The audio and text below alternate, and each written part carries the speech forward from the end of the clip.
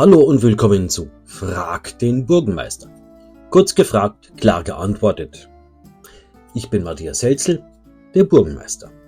Ihr habt Fragen zu Burgen? Schreibt sie einfach in die Kommentare. Bei einer der nächsten Folgen werde ich darauf eingehen.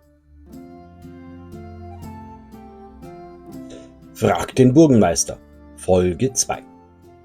In dieser Folge: Wie wurde eine Burg eigentlich belagert und wie hat man sich verteidigt?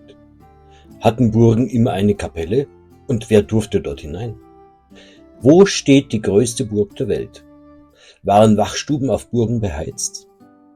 Welche Burg hat den höchsten Bergfried in Deutschland? Frage 6. Wie wurde eine Burg eigentlich belagert und wie hat man sich verteidigt? Belagerungen waren im Mittelalter die häufigste Form der Kriegsführung gegen Burgen. Angreifer versuchten meist, die Burg durch Aushungern zu erobern. Sie schnitten Versorgung und Wasser ab. Gab es eine Schwachstelle, wurden Belagerungsmaschinen eingesetzt, etwa Wurfmaschinen, Trebuchets, Belagerungstürme oder Ramböcke. Manchmal wurden auch unterirdische Stollen eingelegt, um Mauern zum Einsturz zu bringen.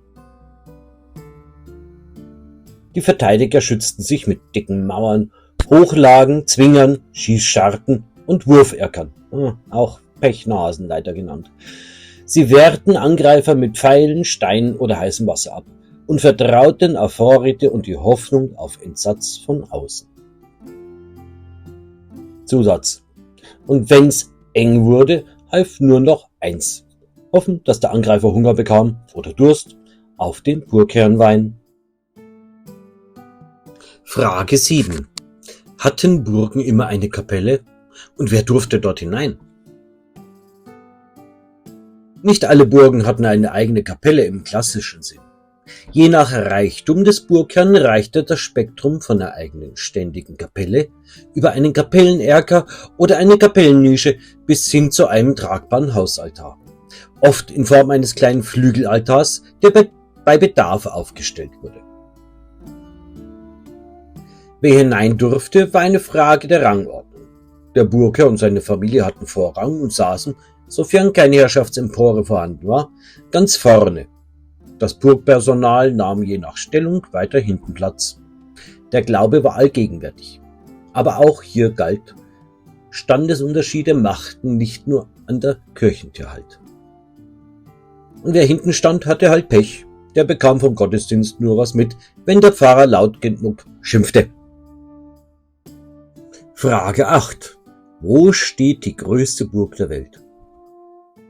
Die größte Burg der Welt steht in Polen, die Marienburg, Malbork genannt, wurde im 13. Jahrhundert vom Deutschen Orden erbaut und ist mit rund 21 Hektar Fläche, also ca. 210.000 Quadratmetern, die größte erhaltene Burganlage weltweit. Hier ein Blick auf die Malburg bzw. Marienburg. Zusatz: Und wer sich jetzt fragt, wo in der größten Burg der Welt die Toilette war, ganz einfach, in Gdanska. Ein riesiger Abbauturm über dem Wasser. Da hatte selbst der Gang aufs Klo Ritterformat. Frage 9.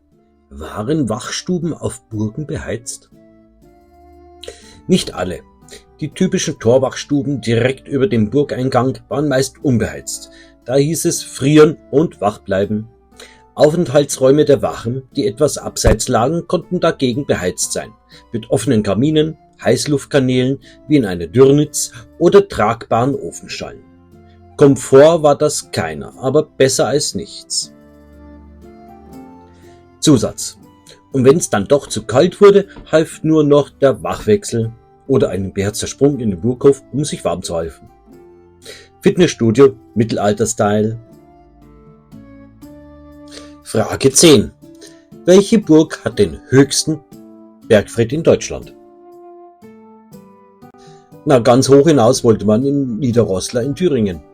Mit stolzen 57 Metern ragt dort der höchste erhaltene Bergfried Deutschlands in den Himmel. Oben angekommen ist der Ausblick zwar fantastisch, aber der Aufstieg ersetzt auch locker das heutige Treppenworkout. Zusatz: Und wer da oben ankommt, weiß zwei Dinge. Erstens, wie windig es da oben ist und zweitens, warum der Burgbote lieber unten geblieben ist? Geschichte ist kein Geheimnis. Man muss nur wissen, wo man fragt. Das war's schon wieder. Bis zur nächsten Folge. Fragt den Burgenmeister. Und abonnieren und liken ist kostenlos.